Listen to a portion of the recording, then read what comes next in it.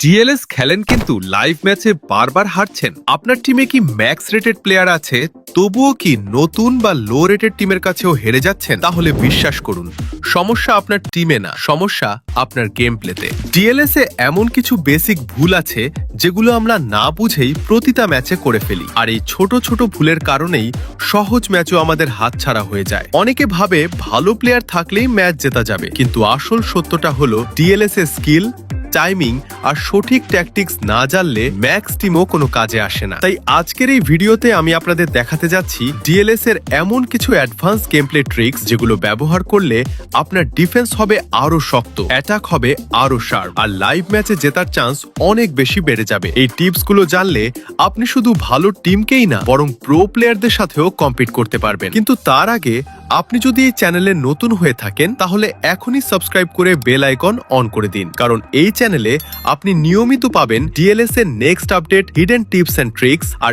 Event নিয়ে সবার আগে সঠিক তথ্য। তো চলুন আর এক সেকেন্ডও নষ্ট না করে শুরু করা যাক আজকের ভিডিও।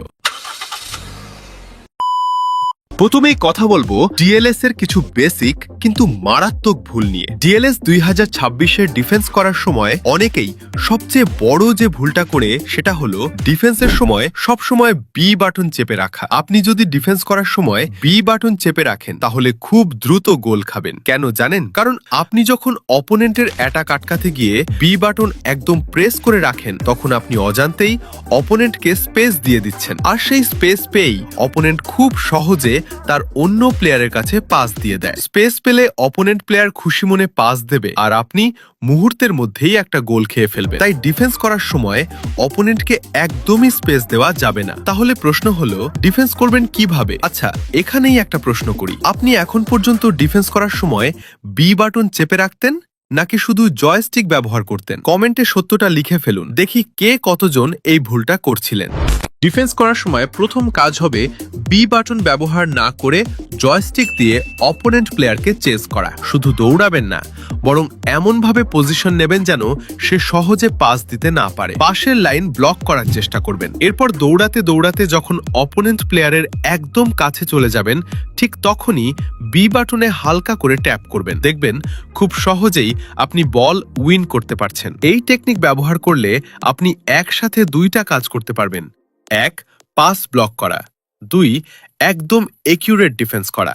তাই আজ থেকেই বি বাটন চেপে ধরে ডিফেন্স করার অভ্যাস ছেড়ে দিন এবং এই নতুন পদ্ধতিতে প্র্যাকটিস শুরু করুন। আরেকটা ছোট কিন্তু খুবই কার্যকর টিপস, অপোনেন্ট যখনই অ্যাটাক শুরু করবে সাথে সাথে ডিফেন্সিভ মোডে চলে যাবেন। ডিফেন্সিভ মোডে গিয়ে শুধু বল ক্লিয়ার করার চিন্তা না করে বল উইন করার চেষ্টা করবেন, আর যখনই আপনি বল উইন করতে পারবেন তখনই সাথে সাথে অ্যাটাকিং মোডে গিয়ে দ্রুত কাউন্টার অ্যাটাক দেওয়ার চেষ্টা করবেন। ডিএলএস এ কাউন্টার অ্যাটাকই সবচেয়ে ডেঞ্জারাস।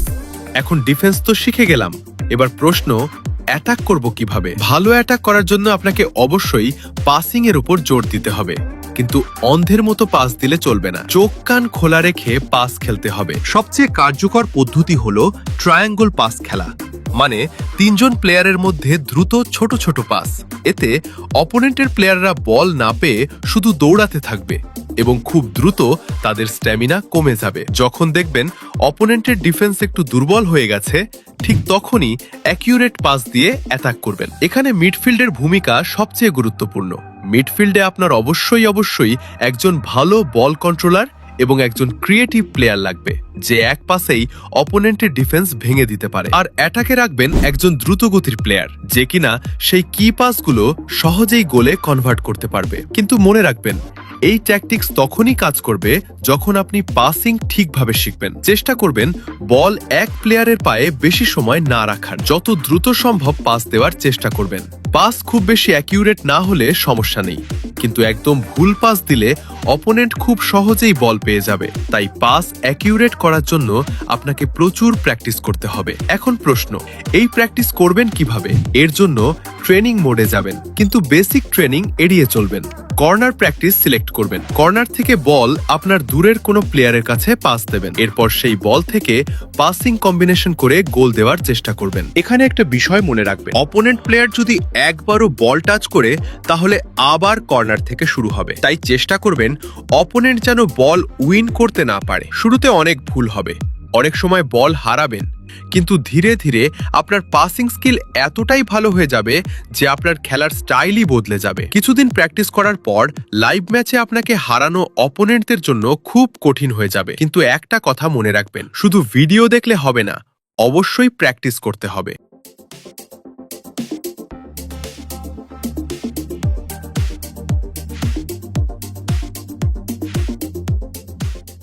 এবার আসি ফরমেশন নিয়ে। আপনার গেম প্লে তখনই ঠিক হবে যখন আপনার কাছে একটি সঠিক ফরমেশন থাকবে। ডিএলএস এ অনেকগুলো ফরমেশন রয়েছে। অনেকেই বলে এই ফরমেশন নিলে ভালো খেলবেন, ওই ফরমেশন নিলে ভালো খেলবেন, কিন্তু সত্যি কথা হলো ডিএলএস এ ফরমেশন অতটা ম্যাটার করে না। আসল বিষয় হলো আপনার প্লেইং স্টাইল। আপনার কাছে যেসব ফরমেশন আনলক আছে সেগুলো সবগুলো ট্রাই করবেন। এরপর দেখবেন কোন ফরমেশনে আপনার প্লেয়াররা বেশি ভালোভাবে সেট হচ্ছে এবং কোন ফরমেশনে আপনি সবচেয়ে কমফোর্টেবল ফিল করছেন। যেই ফরমেশনে আপনি সবচেয়ে ভালো খেলতে পারছেন সেই ফরমেশন নিয়েই বেশি প্র্যাকটিস করবেন। এমনভাবে প্র্যাকটিস করবেন যেন চোখ বন্ধ করেও পাস দিলে আপনার প্লেয়ারের কাছে বল পৌঁছে যায়। আমি সাজেস্ট করব আপনি অন্তত 2টা ফরমেশন নিয়ে ভালোভাবে প্র্যাকটিস করুন। এতে লাইভ ম্যাচে অপোনেন্টের প্লেইং স্টাইল অনুযায়ী আপনি সহজেই ফরমেশন চেঞ্জ করতে পারবেন এবং দ্রুত কাউন্টার অ্যাটাক দিতে পারবেন। আমি ব্যক্তিগতভাবে 3টা ফরমেশন বেশি ব্যবহার করি, 3-4-3,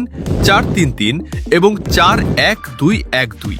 আপনি চাইলে এই 3টা ফরমেশন ট্রাই করে দেখতে পারেন। তবে যেই ফরমেশনই নেন না কেন, মিডফিল্ড অবশ্যই শক্ত রাখতে হবে। 2জন পিওর বল কন্ট্রোলার এবং ক্রিয়েটিভ সেন্টার মিডফিল্ডার রাখবেন যারা এক পাশেই টিমকে অ্যাটাকে নিয়ে যেতে পারে। সাথে একজন ডিফেন্সিভ মিডফিল্ডার রাখবেন যে অপোনেন্টের অ্যাটাক থেকে আপনার টিমকে বাঁচাতে সাহায্য করবে।